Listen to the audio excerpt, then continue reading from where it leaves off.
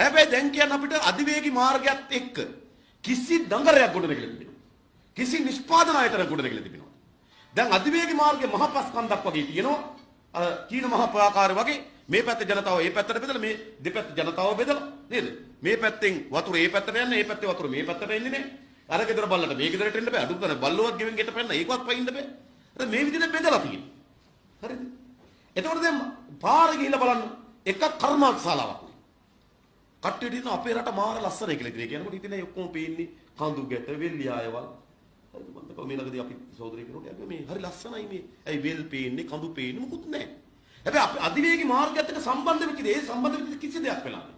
ඒ නිසා ඒකට යොදවන ලද බිලියන 75ක මුදල කෝටි 7500ක මුදල ප්‍රතිලාභයක් වටපත් වෙන්නේ. ඒ අධිවේගී මාර්ගයෙන් අවුරුද්දකට ලබන පාඩුව මිලියන 550.